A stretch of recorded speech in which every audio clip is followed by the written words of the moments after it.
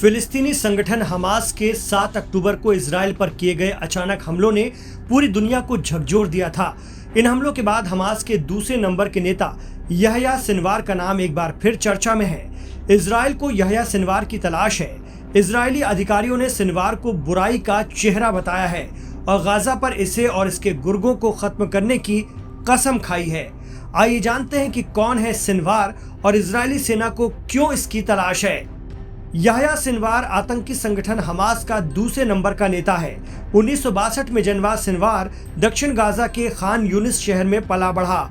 ये इलाका उस समय मिस्र के नियंत्रण में था। इजरायली सेनाएं उसे उसके गृहनगर के नाम पर खान यूनिस का कसाई कहती हैं। रिपोर्टों के अनुसार सिनवार का परिवार पहले अश्कलोन में बसा था, जो अब दक्षिण इजराइल में है, जिसे पहले अल मजदल के नाम से जाना जाता था।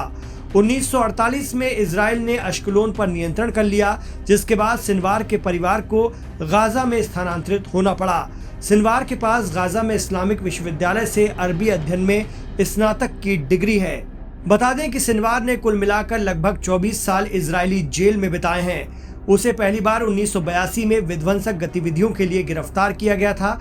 इसके बाद के वर्षों में उन्होंने एक इकाई बनाने के लिए सलाह शोदे के साथ गठजोड़ किया, जिसने फिलिस्तीनी आंदोलन के भीतर इजराइल के जासूसों को निशाना बनाया। शहादे को 2002 में इजरायली सेना ने गोली मार दी थी, जब वो हमास की सैन्य शाखा का नेतृत्व कर रहा था।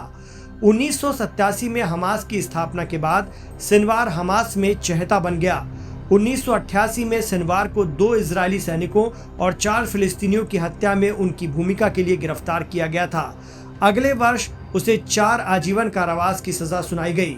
2006 में हमास की सैन्य शाखा इज़ एड दीन अल कसम ब्रिगेड की एक टीम ने इजरायली क्षेत्र में प्रवेश करने के लिए एक सुरंग का इस्तेमाल किया और एक सेना चौकी पर हमला किया। उन्होंने 2 इजरायली सैनिकों को मार डाला, कई को घायल कर दिया और एक सैनिक गिलाद शालिट को पकड़ लिया। शालिट 5 साल तक कैद में था। उसे 2011 में कैदी अदला बदली सौदे में रिहा किया गया था। शालिट की रिहाई के लिए इजराइल ने 1027 फिलिस्तीनी और इजरायली अरब कैदियों को मुक्त कर दिया। उनमें से एक सिनवार भी था। अपनी रिहाई के बाद के वर्षों में सिनवार हमास के रैंकों में, विशेष रूप से इसकी सैन्य शाखा के भीतर ऊपर उठा। 2015 में सिनवार अमेरिका की वांछित अंतर्राष्ट्रीय आतंकवादियों की सूची में शामिल हो गया।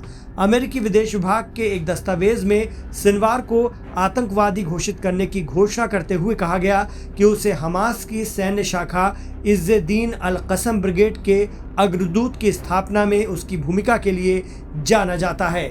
2017 में सिनवार को गाजा में हमास का प्रमुख चुना गया था। रिपोर्टों में कहा गया है कि वो हमास के प्रति पूर्ण निष्ठा रखता है। ये भी माना जाता है कि जब हमास के कार्यकर्ताओं पर नजर रखने की बात आती है तो सिनवार कोई जोखिम नहीं लेता। इजरायली अधिकारियों के मुताबिक सिनवार और ओसामा बिन लादेन में कोई फर्क नहीं। उनका कहना है कि जैसे अमेरिका पर 9/11 हमले के पीछे लादेन का हाथ था, वैसे ही इजराइल पर हुए हमले का मास्टरमाइंड सिनवार ही था। इस हमले में इजराइल के 1300 लोग मारे गए थे। इजरायली बलों के एक प्रवक्ता ने कहा है कि सिनवार और उसकी टीम हमारी नजरों में है।